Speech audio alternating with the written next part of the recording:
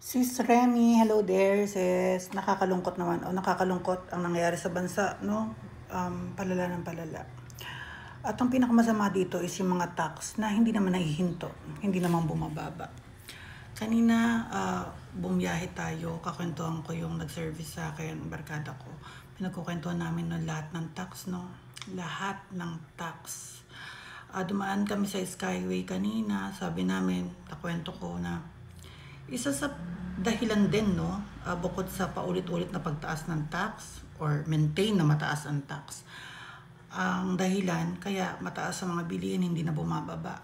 Tapos nasabi ko lang sa kanya na habang nasa Skyway kami, kasi ang Skyway namin balikan 1,000, 1,000.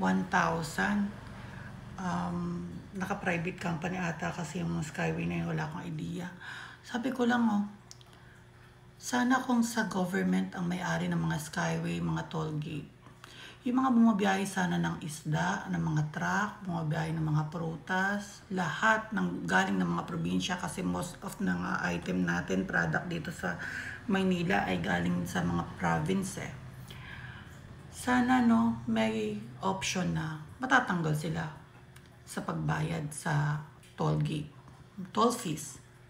Pwede sanang hindi na madagdagan, kahit papaano ay mabawasan gastos ng mga nag-aangkat papunta dito sa Maynila na pwedeng maging dahilan para hindi masyadong tumaas ang bilihin.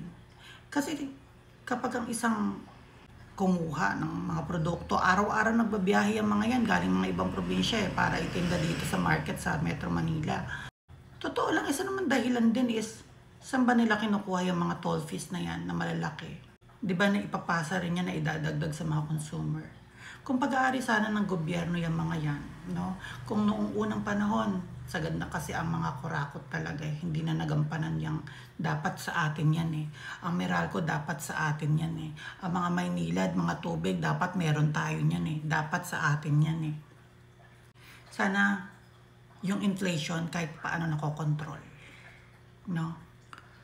Nakakapanginayang lang na may mga bagay na dapat sa Pilipinas, dapat gobyernong humahawak, dapat Pilipino ang nagmamay-ari.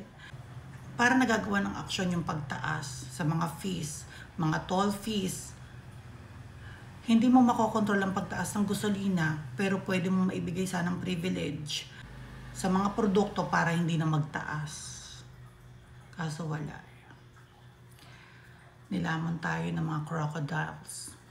Ang grabing kaguluhan, grabing pangit na nangyayari.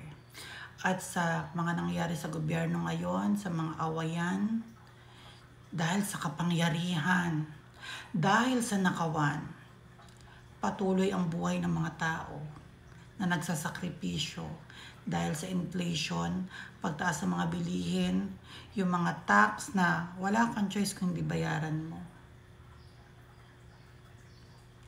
At lahat ng yan ay dahil sa korap.